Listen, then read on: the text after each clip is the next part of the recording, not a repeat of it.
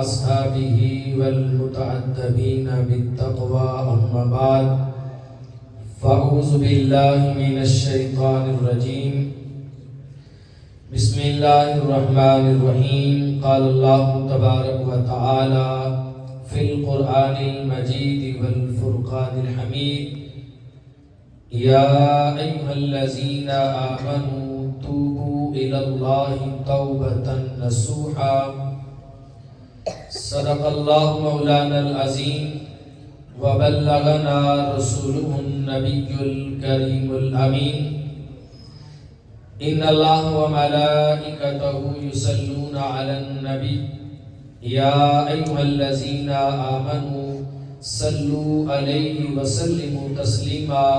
محبت کے ساتھ مل کے پڑھیے الصلاۃ والسلام علیکہ یا سیدی یا رسول اللہ وعلی آلک واصحابک یا سیدی یا حبیب اللہ. الصلاۃ والسلام علیکہ یا سیدی یا نبی اللہ وعلی آلک واصحابک یا سیدی یا رحمۃ للعالمین. یا صاحب الجمال و یا سید البشر من وجهك المنير لقد نور القمر لا يمكن الثناء كما كان حقه بعد از خدا بزرگ توئی قصہ مختصر. اور کی محمد سے وفا تو نے تو ہم تیرے ہیں، یہ جہاں چیز ہے کیا لوح و قلم تیرے ہے. خالق کائنات کی حمد و ثنا کے بعد بارگاہ مصطفیٰ صلی اللہ علیہ وآلہ وسلم میں ادب و نیاز کے ساتھ ہدیہ درود و سلام پیش کرنے کے بعد سامعین و حاضرین السلام علیکم ورحمۃ اللہ وبرکاتہ. خالق کائنات کی بارگاہ میں دعا گو ہوں کہ میرا مالک، میرا خالق، میرا رازق، میرا معبود، میرا مولا مجھے حق اور سچ کہنے کی توفیق نصیب فرمائے اور تمام سامعین کو حق سننے کی اور عمل پیرا ہونے کی صلاحیت نصیب فرمائے. رب کائنات ہم سب کو صحیح عقیدہ اور کامل ایمان اور نجات پانے والے اعمال کی توفیق نصیب فرمائے. سامعین و حاضرین، سب کو معلوم ہے کہ آج ہم اللہ کی توفیق سے اور اس کے محبوب صلی اللہ علیہ وآلہ وسلم کی نظر عنایت سے ایک خاص رات کے اندر اللہ کے گھر میں اس کے حضور، اس کی بندگی کے لیے حاضر ہیں. رب کائنات آج کی رات ہماری یہ نوکری اپنی بارگاہ میں قبول فرمائے اور رب کائنات آخری سانس تک ہمیں اپنی نوکری کرتے رہنے کی توفیق نصیب فرمائے. سامعین و حاضرین،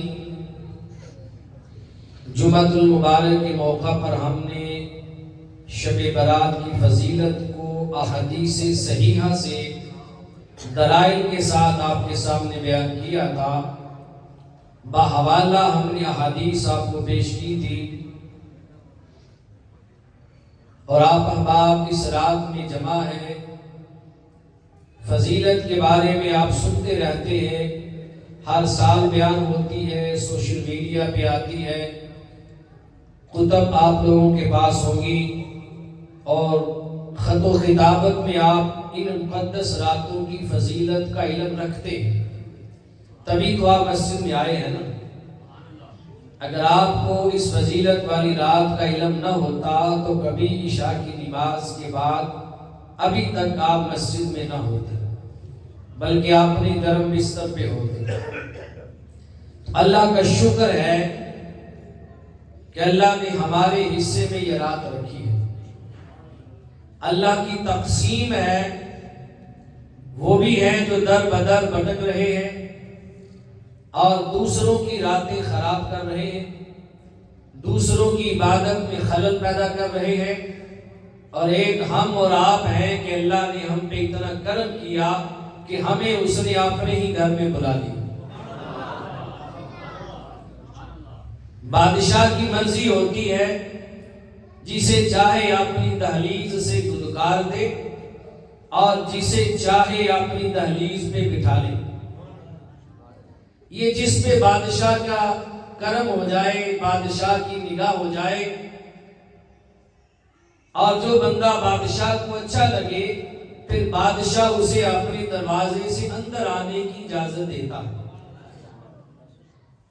اور کہتا ہے کوئی دربان، کوئی چوکیدار، کوئی محافظ، کوئی گیٹ کیپر، کوئی واچ مین جو ہے وہ اس آنے والے بندے کو دروازے پہ روکے نہ، اسے دھکے نہ دے۔ میں اور آپ اللہ کے گھر میں بیٹھے ہیں جو بادشاہوں کا بادشاہ ہے اور بادشاہ حقیقی ہے، اس کے دروازے پہ بھی فرشتے ہر وقت کھڑے رہتے۔ اگر وہ چاہتا تو ہمیں روک دیتا، لیکن اس کا بے پناہ کرم ہے کہ اس نے ہمیں اپنے گھر میں بلایا، اپنی بارگاہ میں بٹھایا اور پھر اپنی بارگاہ میں بٹھا کے ہمیں اپنا ذکر سکھایا اور اپنا ذکر کرنے کی توفیق عطا فرمایا، اور وہ بھی اس مقدس رات میں، اس عظمت والی رات میں، جس رات کے اندر ہر انسان کی زندگی کا فیصلہ کیا جاتا ہے۔ حدیث میں نے جمعہ المبارک کے موقع پر بیان کی تھی، گفتگو میں اور کرنا چاہتا ہوں، اختصاراً دوبارہ عرض کر دیتا ہوں۔ ابن ماجہ شریف کی روایت میں ہے، مولا کائنات، مشکل کشا، علی المرتضی، شیر خدا، کرم اللہ وجہ الکریم، اس حدیث پاک کے راوی ہیں۔ آپ فرماتے ہیں حضور علیہ الصلوۃ والسلام نے فرمایا، جب شعبان المعظم کی 15ویں رات آ جائے، یعنی شب بارات، یہ آج والی رات، جب یہ رات آ جائے، فرمایا قوموا، تم قیام کیا کرو اس رات کے اندر، اس رات میں قیام کیا کرو، یعنی اللہ کی بارگاہ میں کھڑے ہو کے نوافل ادا کرو۔ وَصُومُوا نَهَارًا، اور اس کے دن کے اندر روزہ رکھا کرو۔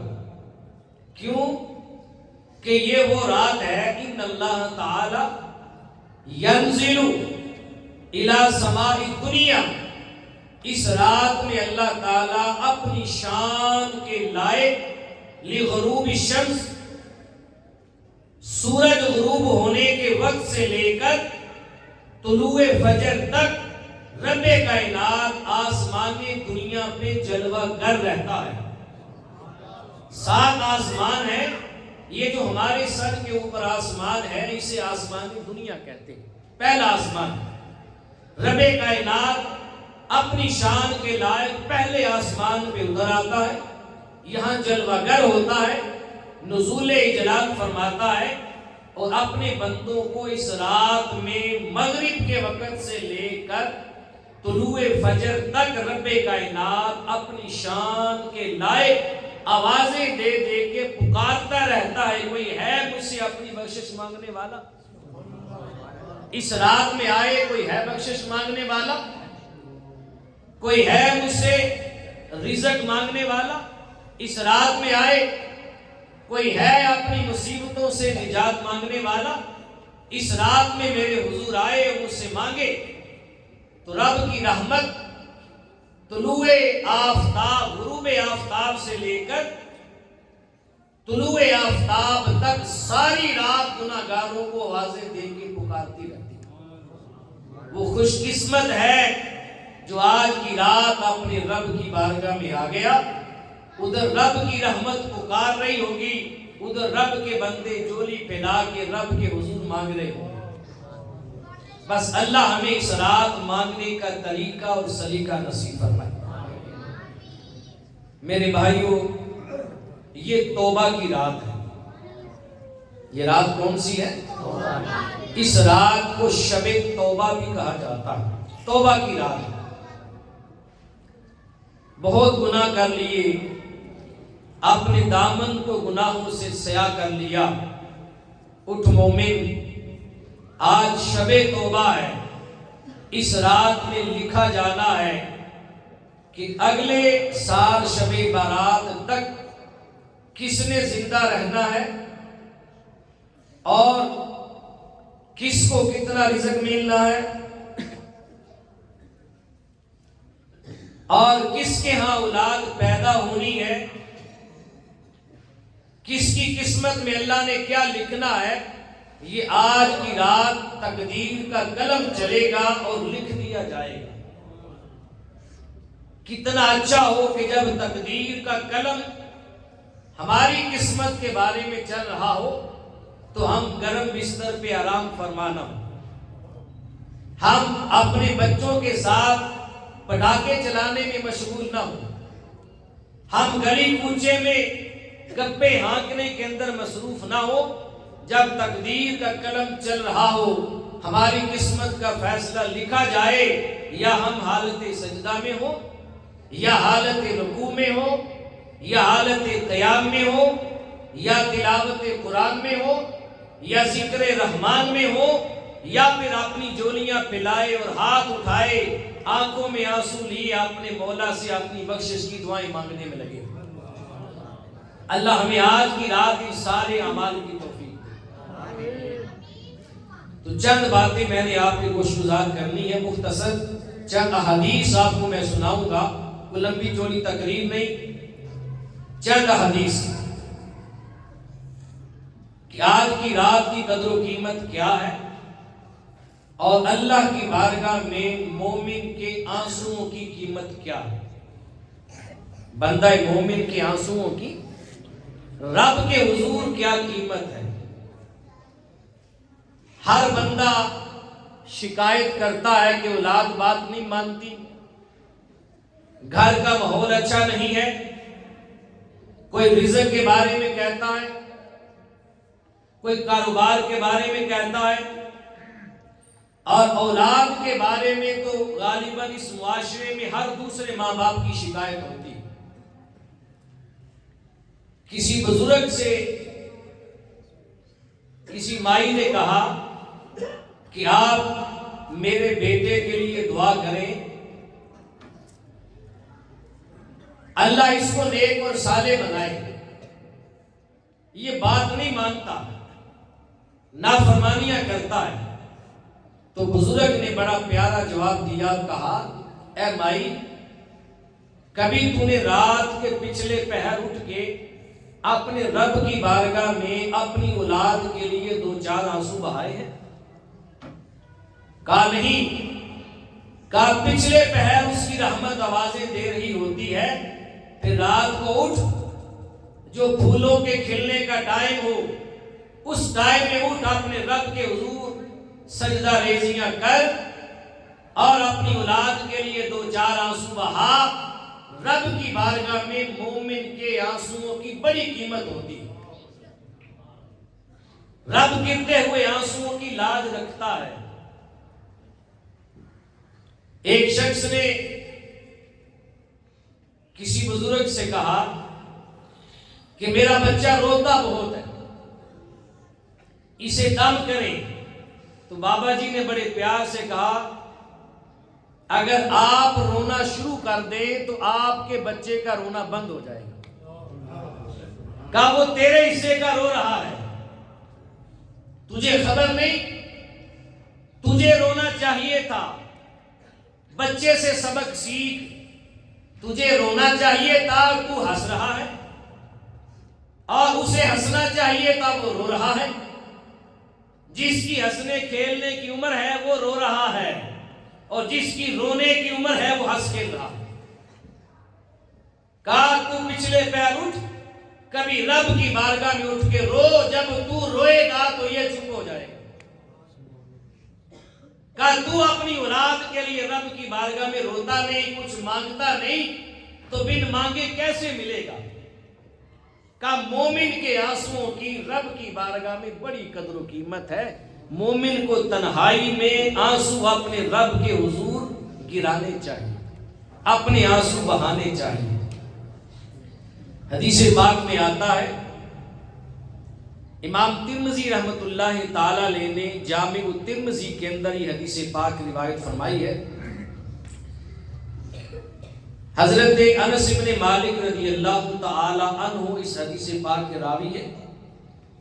آپ فرماتے ہیں قال رسول اللہ صلی اللہ علیہ وسلم یقول اللہ اخرج من النار من ذکرنی یوما او خافنی فی مقام. انس بن مالک رضی اللہ تعالیٰ عنہ فرماتے ہیں کہ رسول اللہ صلی اللہ علیہ وسلم نے فرمایا جس بندے نے مجھے ایک بھی دن یاد کیا، ایک دن بھی، اللہ فرماتا ہے جس میرے بندے نے مجھے ایک دن بھی یاد کیا، ایک دن، ساری زندگی نہیں، جس میرے بندے نے مجھے ایک دن بھی یاد کیا، یا پھر وہ میرے خوف سے زندگی میں کبھی ایک بار بھی ڈر کے رویا. دو باتیں کہی، میرے جس بندے نے زندگی میں کبھی ایک دن بھی مجھے یاد کیا یا کبھی میرے خوف سے ڈر کر زندگی میں ایک بار بھی وہ رویا، میرے خوف سے ڈرا، تو تاجدار کائنات نے فرمایا اللہ قیامت کے دن فرمائے گا اخرجو من النار، فرشتوں جاؤ میرے اس بندے کو دوزخ سے نکال کے جنت میں ڈالو جس نے ایک دن بھی مجھے یاد کیا. ہم کتنے سارے احباب بیٹھے ہیں، ذرا ایک بار، میں کسی سے یہ نہیں کہتا کہ ہاتھ کھڑے کرو، ہم سارے ایک جیسے ہیں، میں بھی آپ جیسا ہوں، سارے اپنے تصور میں لا کر سوچیں.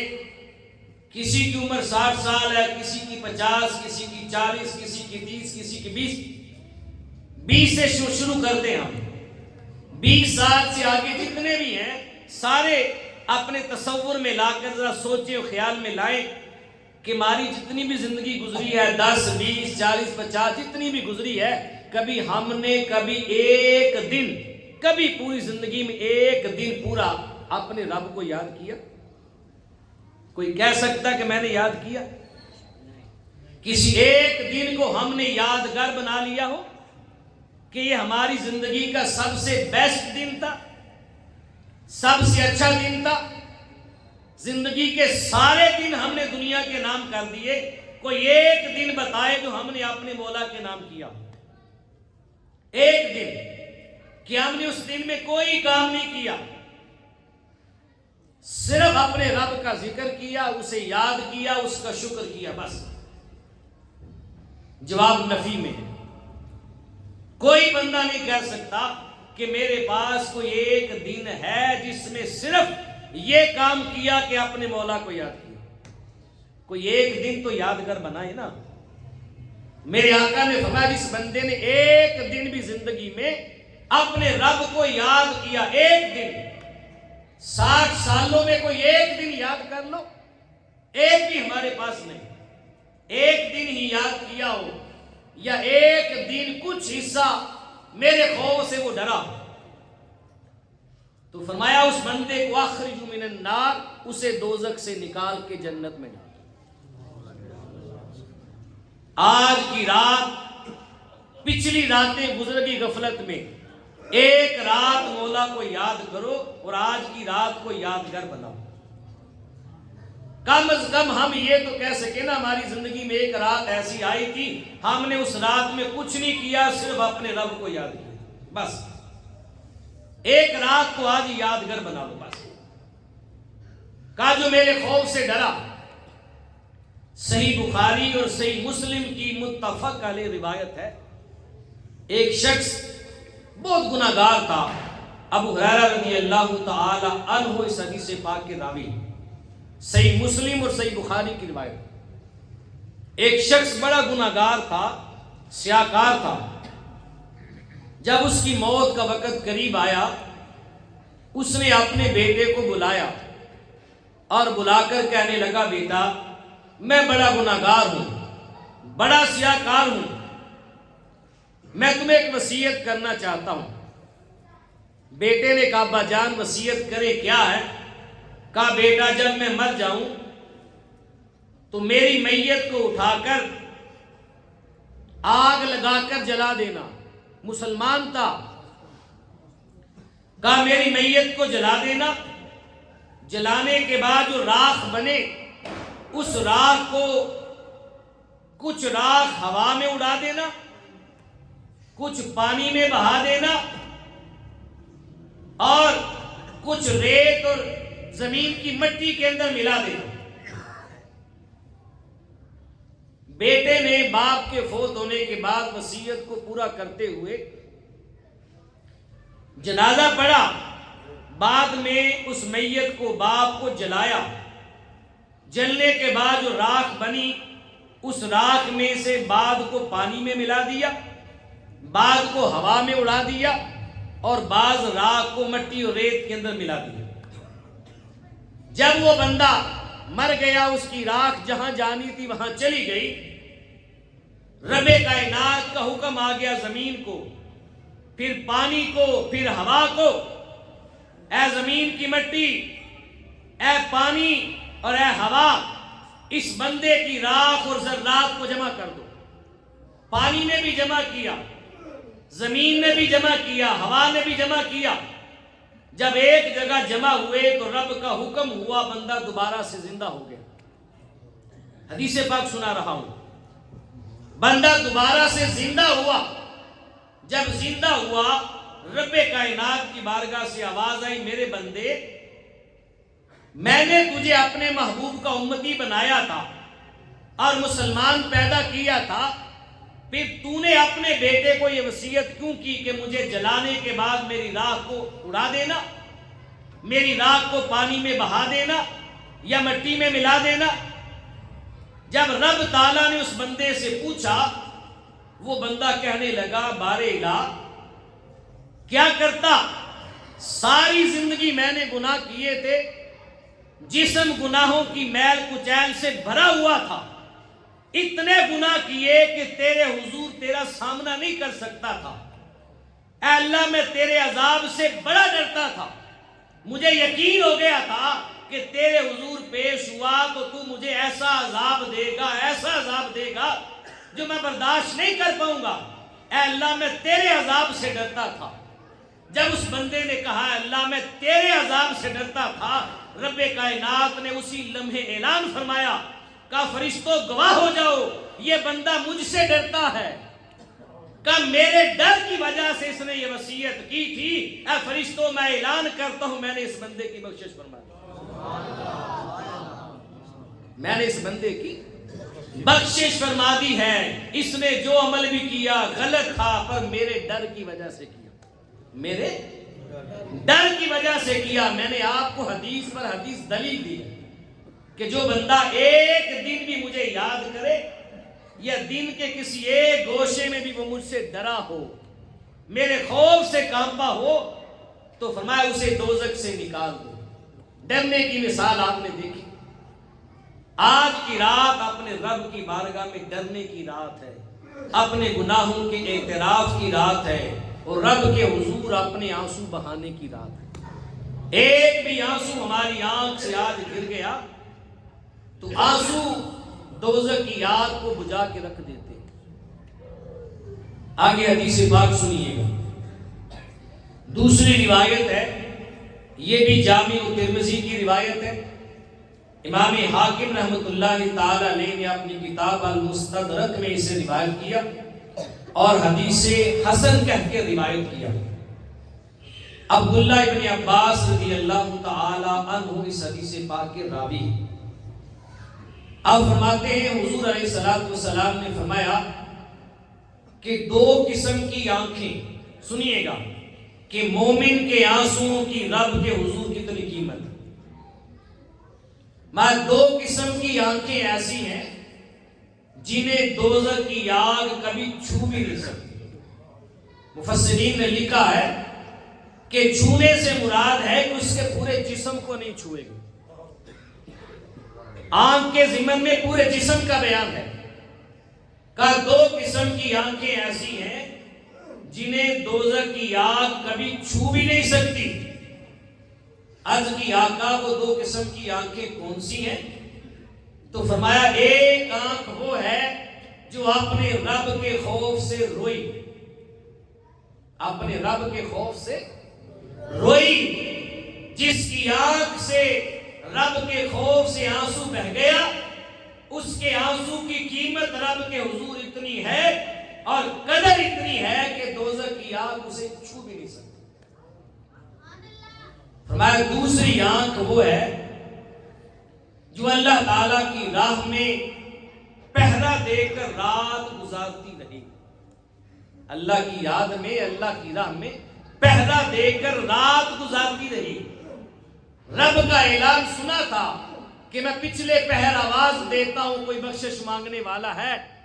یہ آنکھ ساری رات جاگتی رہی، رب کی بندگی میں رہی، اس کے ذکر میں رہی اور اس انتظار میں رہی کہ کب وہ پچھلا پہر آئے اور جب میرا رب فرمائے کہ ہے کوئی مجھ سے بخشش مانگنے والا، اس لمحے میں اپنے رب کی طرف اپنی نگاہیں اٹھاؤں، اپنی جولی پھیلاؤں، اپنے ہاتھ اٹھاؤں، رب سے اپنی بخشش مانگوں۔ کہ وہ آنکھ جو ساری رات اللہ کی راہ میں پہرا دے کے رات گزارتی رہی، رات اس کے حضور رہی، اس آنکھ کو کبھی دوزخ کی آگ چھو نہیں سکتی۔ اور ایک روایت کے الفاظ ہے کہ 3 قسم کی آنکھیں ہیں، 3 قسم کی جنہیں دوزخ کی آگ نہیں چھو سکتی۔ 2 تو میں نے یہ بیان کر دی، ایک اللہ کے خوف سے رونے والی اور دوسری آنکھ اللہ کے حضور رات گزارنے والی، اس کی عبادت میں۔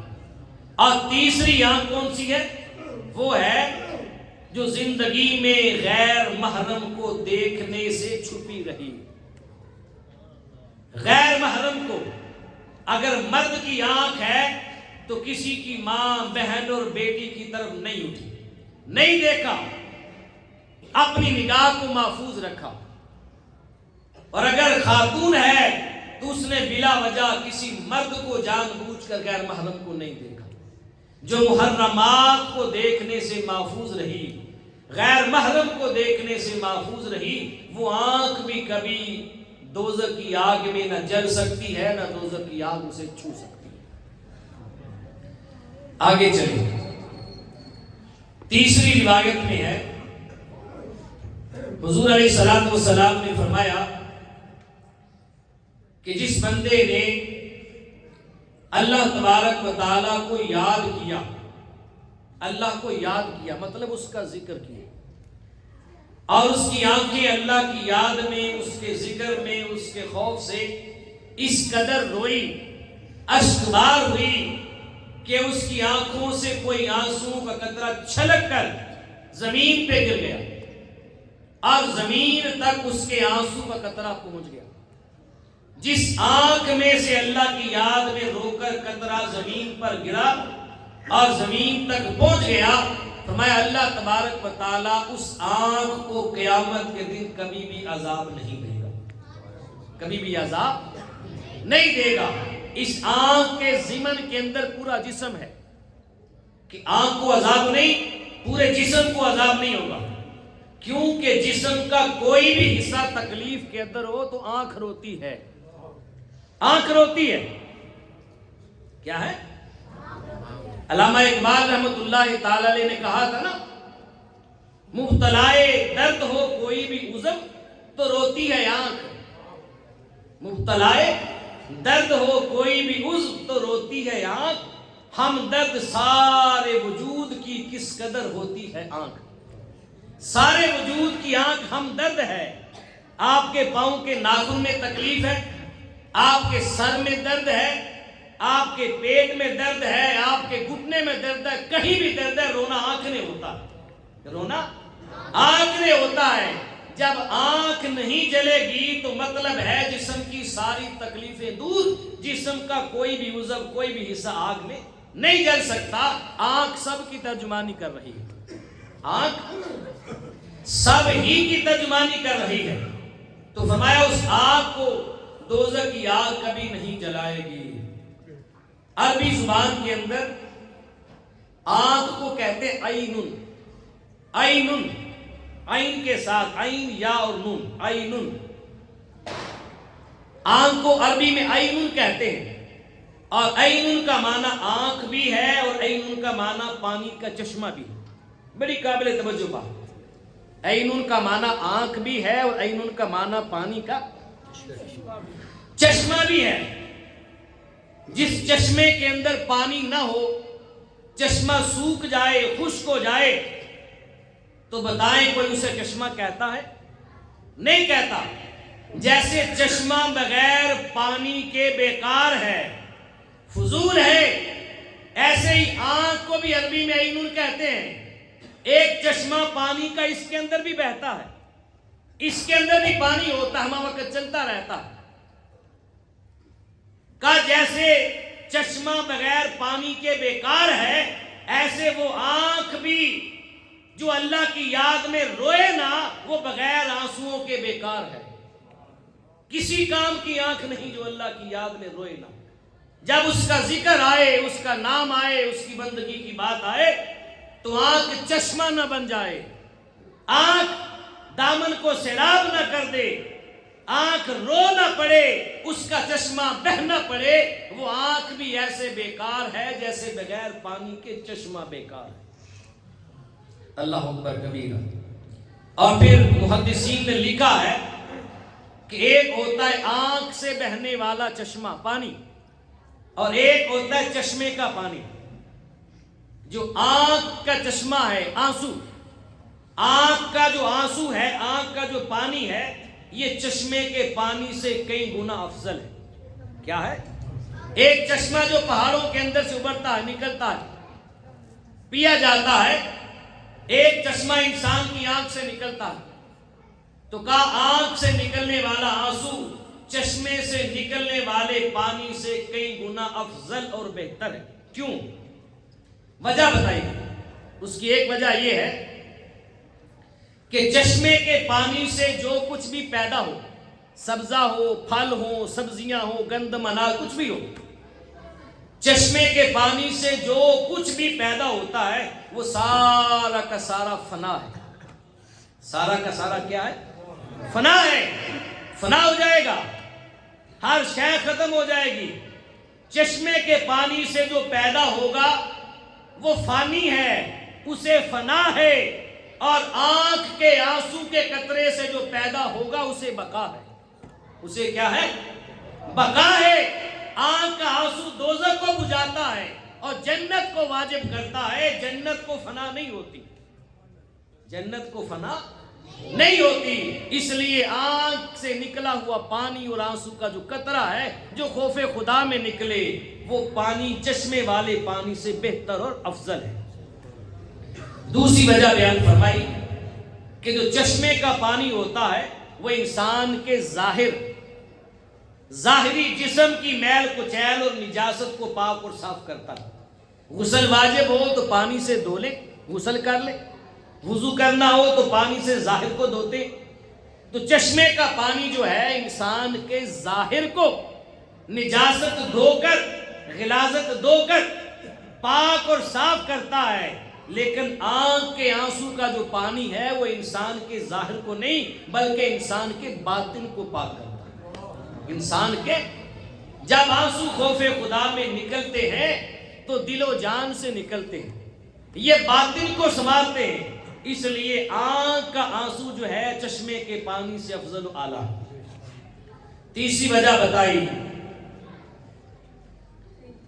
کہ چشمے کا جو پانی ہے، جب قیامت کے دن اعمال تولے جائیں گے، بیٹا نیچے بیٹھ جائیں، جب اعمال تولے جائیں گے قیامت کے دن، میزان کے اندر ایک پلڑے میں نیکیاں ہوں گی اور دوسرے پلڑے کے اندر گناہ ہوں گے، تو قیامت کے دن چشمے کا جو پانی ہے وہ انسان کے اعمال تولتے وقت میزان میں نہیں رکھا جائے گا۔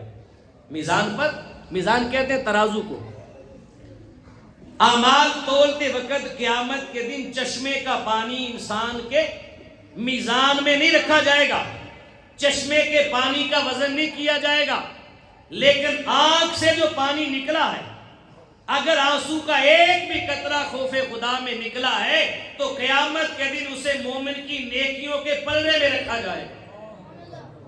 اس لیے آنسو کا ایک قطرہ پانی کے بہتے ہوئے چشمے سے افضل ہے۔ رب کے حضور آنسوؤں کی بڑی قیمت ہے، بڑی قیمت ہے۔ حدیث پاک میں آتا ہے، انس بن مالک رضی اللہ تعالیٰ عنہ فرماتے ہیں، حضور علیہ السلام نے فرمایا قیامت کا دن ہوگا، ایک بندے کا حساب ہوگا، اعمال تولے جائیں گے، ترازو کے اندر نیکیاں کم ہو جائیں گی، بدیاں زیادہ ہو جائیں گی، بندہ مایوس ہو جائے گا۔ فرشتے اس کی نیکیوں کے کم ہونے کی وجہ سے اسے دوزخ کی جانب لے کر جا رہے ہوں گے، بندہ مایوس ہوگا، دوزخ کے گھڑے کے کنارے کے پاس پہنچیں گے کہ رب کائنات کی بارگاہ سے آواز آ جائے گی۔ رب اپنی شان کے لائق آواز دے گا، اے فرشتو اس بندے کو واپس لے آؤ۔ فرشتے عرض کریں گے مولا اس بندے کے پاس نیکیاں نہیں، گناہ ہی گناہ ہے، اس کے میزان میں تو چند نیکیاں ہیں، باقی سارے گناہ ہیں۔ مایا فرشتوں تمہیں علم نہیں، یہ وہ بندہ تھا جو دنیا میں ایک بار تنہائی کے اندر میرے خوف سے رویا تھا، اس کی آنکھ سے ایک قطرہ بہا تھا، اس کا وہ ایک قطرہ میں نے آج تک سنبھال کے رکھا ہوا ہے، وہ آنسو کا قطرہ لے جاؤ اور اس بندے کے نیکیوں والے پلڑے میں رکھ دو۔ جب آنسو کا ایک قطرہ رکھا جائے گا تو میزان نیکیوں والا پلڑا بھاری ہو جائے گا۔ اس کے آنسو کے ایک قطرے کی اتنی قیمت ہوگی قیامت کے دن کہ گناہوں کے پہاڑ ہوں گے ایک جانب اور دوسری جانب آنسو کا ایک قطرہ ہوگا، اس کا نیکیوں والا پلڑا بھاری ہو جائے گا، رب کائنات کی بخشش کا حقدار بن جائے گا۔ اللہ کے حضور بندہ مومن کے آنسوؤں کی بڑی قدر و قیمت ہے، لیکن آج افسوس ہمارے آنسو کسی اور جگہ بہتے ہیں۔ ہمارے آنسو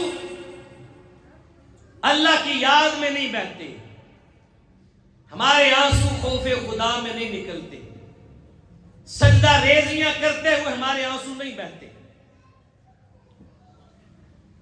ذکر میں ہمارے آنسو جاری نہیں ہوتے، اس کے حضور مانگتے ہوئے شب برات میں، شب قدر میں، شب معراج میں، نماز تہجد میں کبھی مصلی پہ ہمارے آنسو نہیں بہتے۔ اللہ ہمیں وہ بھی توفیق نصیب فرمائے۔ حدیث پاک سنیے، چوتھی روایت میں ہے، حضور علیہ السلام نے فرمایا کہ اللہ تعالیٰ کو دو قطروں اور دو نشانوں سے زیادہ اس دنیا کے اندر کوئی بھی چیز زیادہ پسند نہیں ہے۔ دو قطرے اللہ کو بہت پسند ہیں اور دو نشان اللہ کو اس دنیا میں بہت پسند ہیں۔ دنیا کی چیزوں میں دو قطروں اور دو نشانوں سے بڑھ کر اللہ کو کوئی چیز بھی محبوب نہیں۔ یہ روایت طبرانی شریف کے اندر ہے اور جامع ترمذی کے اندر موجود ہے۔ ابھی امامہ رضی اللہ تعالی عنہ اس حدیث پاک کے راوی ہیں، عرض کی یا رسول اللہ وہ دو قطرے کون سے ہیں جن سے بڑھ کر اللہ کو دنیا میں کوئی چیز محبوب نہیں، اور دو نشان کون سے ہیں جن سے بڑھ کر اللہ کو دنیا میں کوئی چیز محبوب نہیں؟ تو تاجدار کائنات نے فرمایا صحابہ وہ دو قطرے کون سے ہیں سنو۔ ان دو قطروں میں ایک قطرہ وہ ہے جو بندہ مومن اور گناہگار بندے کی آنکھوں سے آنسو کا قطرہ بہہ جائے۔ ایک گناہگار کی آنکھوں کا آنسو کا قطرہ ہے جو خوف خدا میں بہے۔ اللہ تعالیٰ کو دنیا میں اس بہتے ہوئے آنسو سے بڑھ کر کوئی چیز پسند نہیں ہے۔ رب پسند کرتا ہے میرا بندہ روئے آنسو بہائے۔ اور دوسرا قطرہ فرمایا وہ ہے جو میرے بندے نے راہ خدا میں جہاد کرتے ہوئے میری راہ میں خون کا قطرہ بہا دیا۔ ایک آنسو کا قطرہ اور دوسرا خون کا قطرہ۔ یہ دو قطرے ایسے ہیں جن سے بڑھ کر اللہ کو دنیا میں کوئی چیز محبوب نہیں۔ دنیا کی چیزوں میں. اور دو نشان کون سے ہیں؟ فرمایا دو نشان.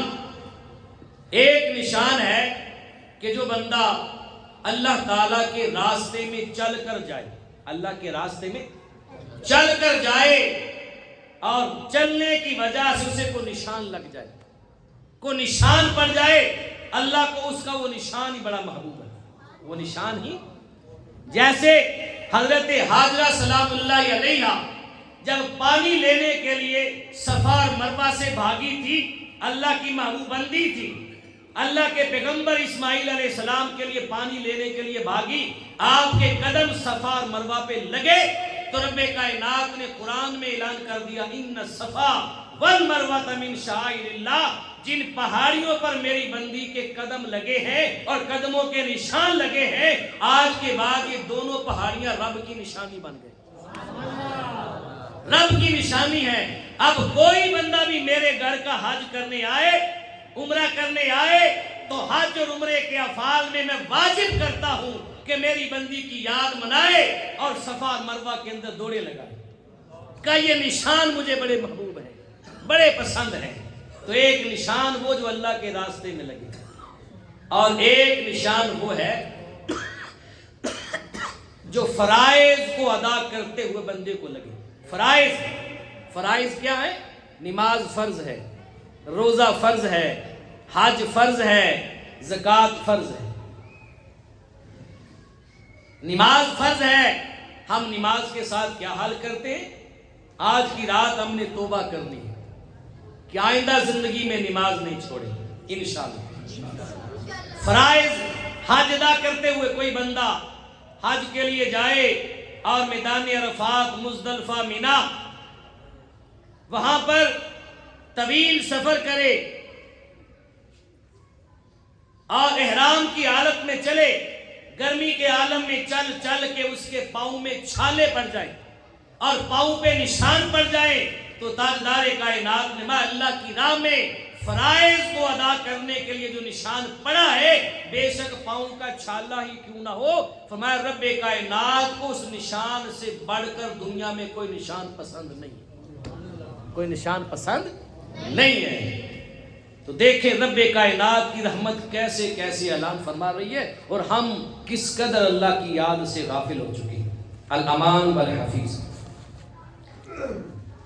اور پانچویں روایت حدیث پاک، امام ابن حبان نے اس کو روایت کیا ہے، امام بہقی نے بھی دلائل النبوہ کے اندر اس کو روایت کیا ہے.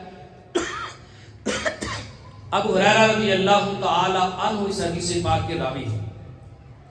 آپ فرماتے ہیں رب کائنات نے فرمایا کہ مجھے اپنی عزت اور جلال کی قسم ہے. اللہ نے قسم اٹھا کے فرمایا.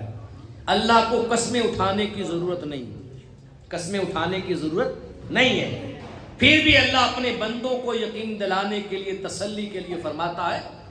اللہ فرماتا ہے مجھے اپنی عزت اور جلال کی قسم، قیامت کے دن میں اپنے بندے پر دو خوف اور دو امن کبھی اکٹھے نہیں ہونے دوں گا. دو قسم کے خوف اور دو قسم کے امن کبھی اکٹھے نہیں ہونے دوں گا قیامت کے دن. پوچھا گیا یا رسول اللہ دو قسم کے خوف اور دو قسم کے امن قیامت کے دن کیسے جمع نہیں ہوں گے، ان سے مطلب کیا ہے؟ تو تاجدار کائنات نے فرمایا اللہ تعالیٰ فرماتا ہے جو بندہ دنیا کے اندر میرے خوف میں رہا، میرے خوف میں رہا اور مجھ سے ہر لمحہ ڈرتا رہا، کبھی اس کی آنکھ سے میرے خوف میں آنسو کا قطرہ بہہ گیا، جو میرے خوف میں رہا، کہا دنیا میں میرا خوف کرتا تھا، قیامت کے دن میں اسے امن میں رکھوں گا، قیامت کے دن اسے امن میں رکھوں گا. پل صراط سے گزرے گا تو امن میں ہوگا، حساب و کتاب پہ آئے گا تو امن میں ہوگا، نامہ اعمال پکڑنے پہ آئے گا تو امن میں ہوگا، جنت میں جانے کے راستے پہ چلاؤں گا تو امن میں ہوگا. جو بندہ دنیا میں میرے خوف میں روتا رہا، قیامت کے دن میں کبھی خوف اور امن کو جمع نہیں ہونے دوں گا، اسے قیامت کے دن امن میں رکھوں گا، خوف اس کے قریب نہیں آئے گا، خوف اس کے قریب نہیں آئے گا۔ اور جو بندہ دنیا میں مجھ سے ڈرا نہیں، بے خوف رہا، کبھی مجھ سے ڈرا نہیں، میری یاد میں رویا نہیں، میرا ڈر اس کے دل میں سمایا نہیں، کہا قیامت کے دن اس بندے کو امن سے دور کر دوں گا، اسے قیامت میں کبھی امن میسر نہیں ہوگا۔ جو دنیا کے اندر امن میں رہا اور خوف نہیں کیا، اسے قیامت میں امن نہیں ملے گا، اسے قیامت میں خوف ملے گا۔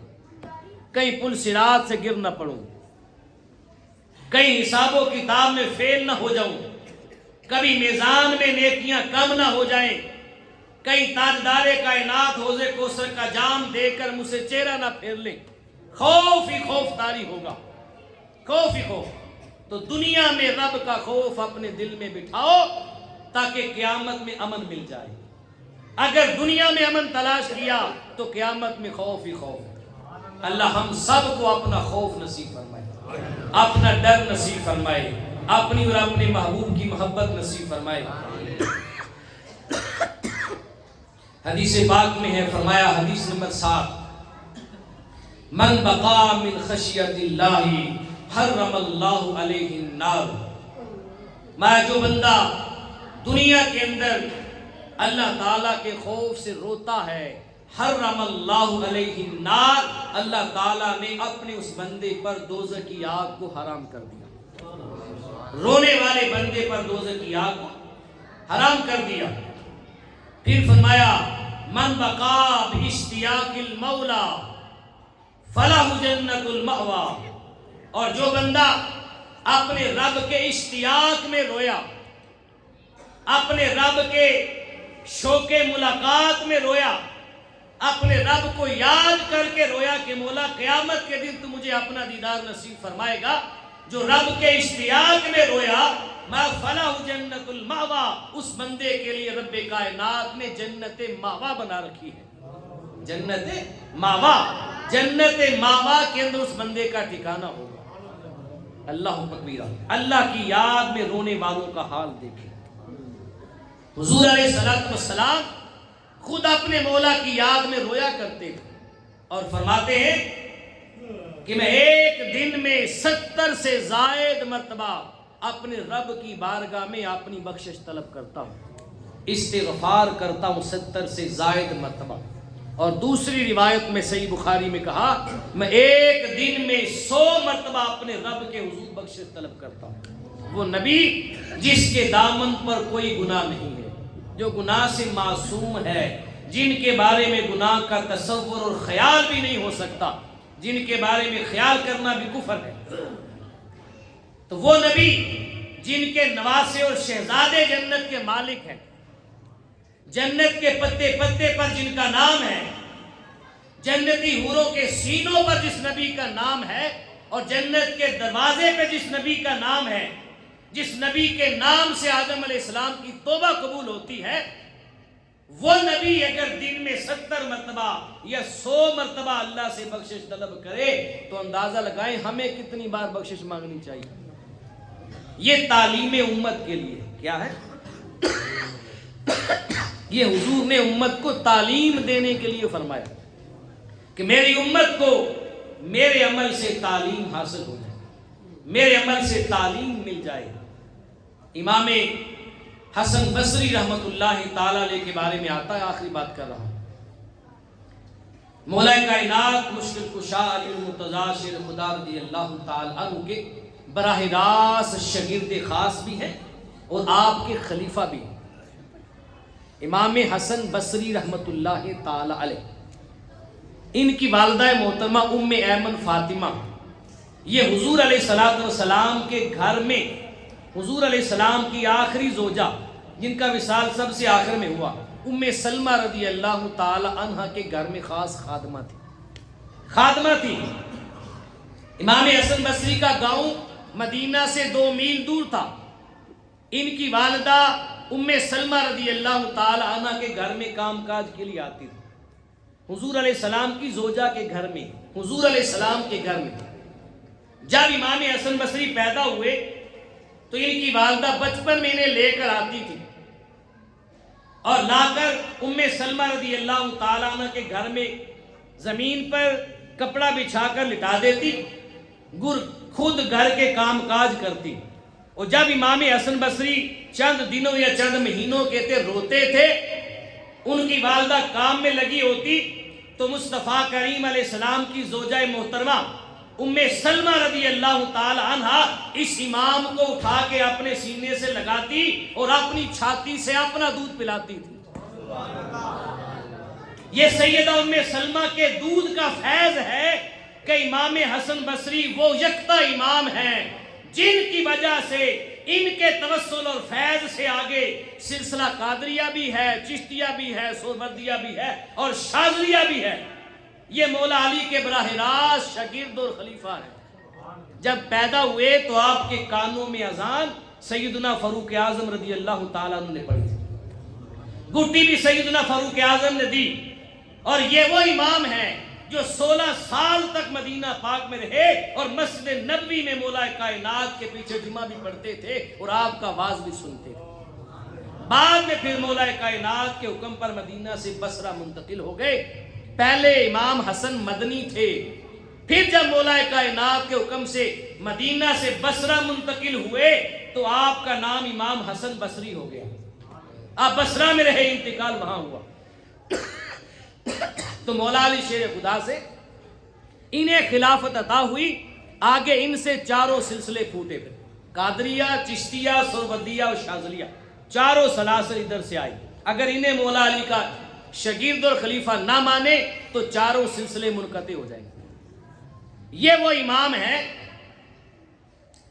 کہ ایک شخص بصرہ کے اندر رات کے وقت میں پچھلے پہر اپنے گھر سے نماز تہجد کے لیے مسجد میں جا رہا ہے اور گلی سے گزرا. ایک گھر کے چھت کے اوپر سے، روایات میں الفاظ ہے کہ پرنالے سے پانی کے چھینٹے پڑے. اس کے کپڑوں پہ جب پانی کے چھینٹے پڑے، اس نے گھر کا دروازہ کھٹکھٹایا اور کہنے لگا تمہارے گھر کی چھت سے پرنالے سے چند چھینٹے پانی کے میرے لباس پہ پڑے ہیں اور میں نماز پڑھنے کے لیے مسجد میں جا رہا ہوں. پوچھنا یہ تھا کہ یہ پانی پاک ہے یا ناپاک؟ اگر ناپاک ہے تو میں اپنے کپڑے بدل لوں، اگر پاک ہے تو اسی حالت میں جا کے نماز پڑھ لوں. اندر سے آواز آئی، اے پوچھنے والے جا اپنا لباس تبدیل کر کے آ. کا وجہ کیا ہے؟ کا تجھے معلوم نہیں یہ امام حسن بصری کی آنکھوں سے بہے ہوئے آنسوؤں کے چند چھینٹے تھے جو رات کی تنہائیوں میں اپنے مولا کی بارگاہ میں رو رہے تھے. اس قدر آنسو بہا رہے تھے کہ زمین تر ہو گئی. پانی کے آنسوؤں کے قطرے چھٹکے اور باہر میں جاتے ہوئے مسافر کے کپڑوں پہ پڑ گئے. کہا یہ پانی ناپاک ہے، جا کے لباس چینج کر. یہ گناہگار کے آنسو ہیں، یہ گناہگار کی آنکھوں کے قطرے ہیں. وہ شخص سمجھدار تھا، اپنے گھر گیا، لباس اتارا، اپنی بیگم سے کہنے لگا اس لباس کو دھونا نہیں، اس لباس کو دھونا نہیں. اسے معلوم تھا کہ آنسوؤں کی قدر و قیمت مولا کے ہاں کیا ہے. رب اپنے گناہگار بندے کے آنسوؤں سے کتنا پیار کرتا ہے. کہا یہ لباس دھونا نہیں، اسے سنبھال کے رکھ. جس دن میرا وصال ہو جائے میں تمہیں وصیت کرتا ہوں میرا کفن اس لباس میں ہونا چاہیے، میرا کفن اس لباس میں ہونا چاہیے. جب قبر میں فرشتے سوال کے لیے آئے تو میرے لباس سے امام حسن بصری کے آنسوؤں کے قطروں کی خوشبو آنی چاہیے. کہ رب تعالیٰ تو اپنے بندے کے آنسوؤں کے قطروں کی حیا کرتا ہے. اللہ اکبر کبیرہ. اور ایک آج ہم ہیں کہ ہمارے آنسو اللہ کی بارگاہ میں بہنے کو تیار نہیں. اللہ اکبر کبیرہ. روایات میں آتا ہے کہ آنسو کا قطرہ انسان کی دوزخ کو بجھا کے رکھ دیتا ہے. آنسو کا قطرہ دوزخ کو بجھا کے رکھ دیتا ہے. دنیا کا پانی اور چشمے کا جو پانی ہے یہ دنیا کی آگ بجھاتا ہے. جہنم کی آگ نہیں بجھا سکتا. جہنم کی آگ, چشمے کا پانی دنیا کی آگ بجھا سکتا ہے, جہنم کی آگ نہیں بجھا سکتا. لیکن آنسو کا ایک قطرہ ایسا پانی ہے جو جہنم کی آگ کو بجھا کے رکھ دیتا. جہنم کی آگ کو حکم ہے, اگر اپنی دوزخ کو بجھانا چاہتے ہو تو میری بارگاہ میں آنسو لے کر آؤ. بن آنسوؤں کے تمہاری دوزخ کو کوئی نہیں بجھا سکتا. آج کی رات یادگار رات بناؤ اللہ کی بارگاہ میں. اس کا حکم ہے جس نے ایک دن بھی مجھے یاد کیا, ایک دن بھی مجھے یاد کیا, ہم عہد کر لیں مولا آج کی رات ہم تجھے یاد کریں گے, آج کی رات ہم تجھے یاد کریں گے. تصور و خیالات سے ہر چیز کو نکال کر تیرے بندے ہو جائیں گے اور تجھے یاد کریں گے. اللہ تیری بارگاہ میں آنسو بہانے کی کوشش کریں گے. تو ہماری آنکھوں میں ایسی سکت ڈال دے کہ جو تیری یاد اور تیرے خوف میں برس پڑے. آج کی رات تجھے یاد کرنے کی کوشش کریں گے, تیری بارگاہ میں روئیں گے, اور آج کی رات تیری یاد کے لیے وقف کرتے ہیں تاکہ ہم قیامت کے دن یہ کہہ سکیں کہ ہم نے ایک رات اپنے مولا کے حضور گزاری تھی. اور کبھی گزار کے دیکھے پھر جتنی راتیں گزر گئی اور جتنی آنے والی ہیں کوئی رات اس جیسی رات نہیں ہوگی.